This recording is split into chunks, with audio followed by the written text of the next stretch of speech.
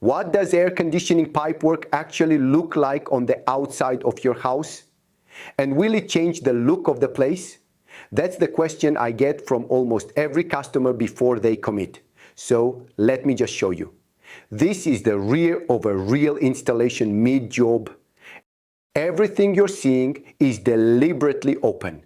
We've left the trunking uncovered so you can see what actually goes inside it, because once the covers are on, all of this disappears, and what's underneath is where the money either was or wasn't spent. Every room needs one hole through the wall, 65 millimeters cord straight through. This one feeds the far bedroom. That one's the nearer bedroom beside the window. Further down is the access for the living room, and round here is the kitchen. 5 rooms, 5 entry points. This is the trunking that covers it all. We use Inaba Denko. It isn't the cheapest, but it holds its shape and it holds its color, and on a wall that faces the sun all day, that's the whole game. Inside it, the pipes sit in these. We call them grip locks. They clamp each pipe and hold it tight against the wall, so nothing shifts, nothing rattles, and nothing sags between the brackets. It's a small detail, and it's the difference between a run that still looks straight in 10 years and one that doesn't. Now, the pipe itself. We use pre-insulated pipe, and the insulation on it is genuinely tough. This length was pushed the whole way through the core hole, and there isn't a mark on it.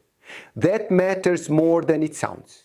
If the insulation gets crushed or torn, condensation forms on the pipe itself, and it's inside your wall where you won't see it for years. And that's the other job that trunking does.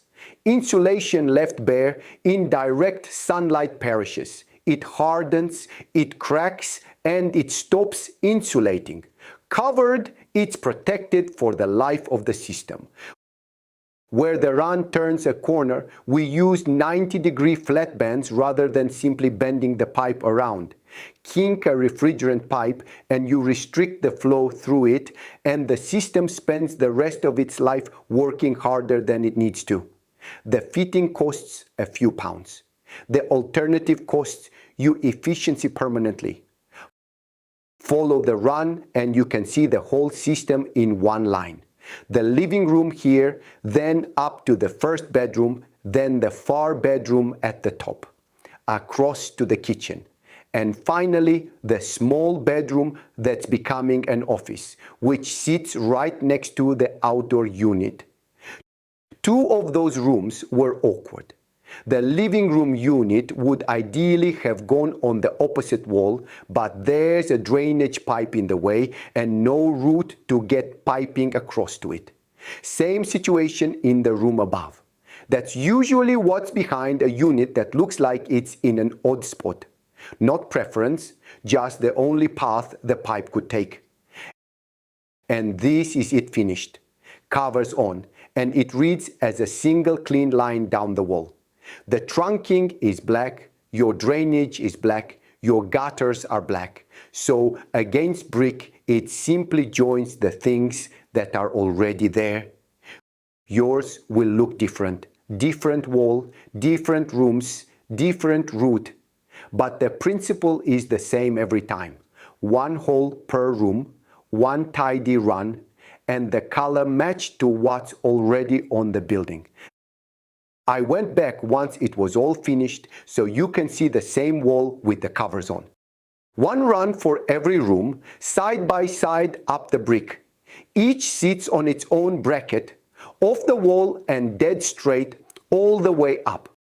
At the top they turn into the outdoor unit on its counter lever brackets with the isolators underneath where an engineer can reach them. And from the garden they are hidden out of sight.